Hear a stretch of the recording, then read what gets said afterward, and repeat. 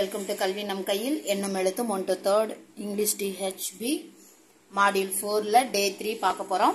First one is warm up activity. Repeat the chant head, shoulder, knees and toes. So the song வந்து practice பண்ண போறோம். Day 1 la practice பண்ணத. Then activity reading time, the magic fish. So the story read பண்ண போறோம். Read the story The Magic Fish from the textbook page number 108 to 111. Ask a few questions from the story to check the understanding. So அந்த story Magic Fish story நம்ம என்ன பண்ண போறோம்னா read பண்ணி காட்டிட்டு அதில இருந்து கொஞ்சம் questions வந்து பசங்க கிட்ட கேட்டு ஸ்டூடண்ட்ஸ் ஓட அண்டர்ஸ்டாண்டிங் லெவலை வந்து செக் பண்ண போறோம். So எங்க questions கொடுத்திருக்காங்க.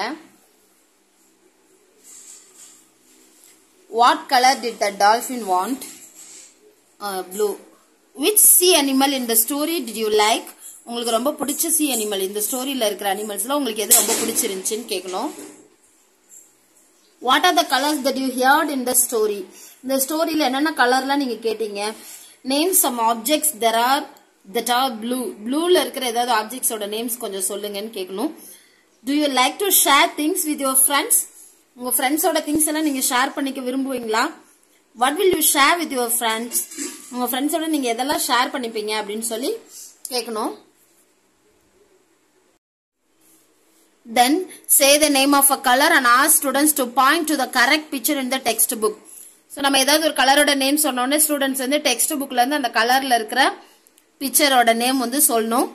Later ask students to draw something that is green, draw something that is blue, red, orange. ஏதாவது ஒரு கலர் நம்ம சொல்லணும். அந்த கலர்ல அவங்க ஏதாவது ஒன்று வந்து என்ன பண்ணணும் அப்படின்னா வரையணும். நம்ம சொல்ற கலர்ல எதையாவது வரையணும்.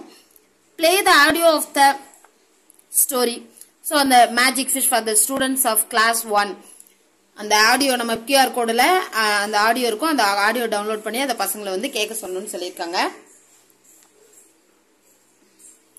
Meanwhile, the students in class 2 and 3 can be engaged in copywriting.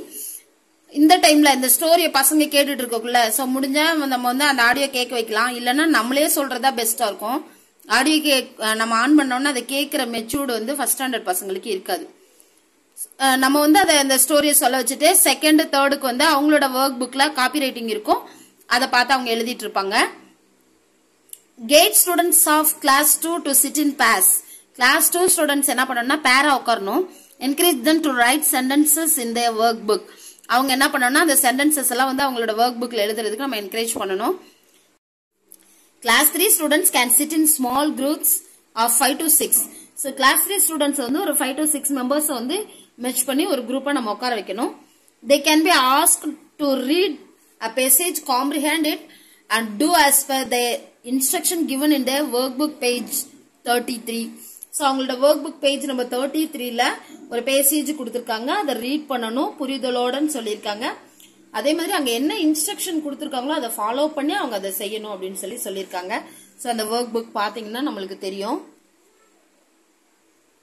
So இதுதான் பேஜ் நம்பர் 33ல இருக்கு. Read the passage and answer. இந்த பேசேஜ் ஆன்சர் வாசிச்சு கேள்வி வாசிச்சு கீழே இருக்க கொஸ்டின்ஸ் வந்து புரிஞ்சுட்டு கேள்வி புரிஞ்சா மட்டும்தான் இந்த பேசேஜ் புரிஞ்சா மட்டும்தான் ஆன்சர் பண்ண முடியும். ஸோ அந்த புரிதலோட ரீடிங் இருக்கணும். அப்புறம் இதுவும்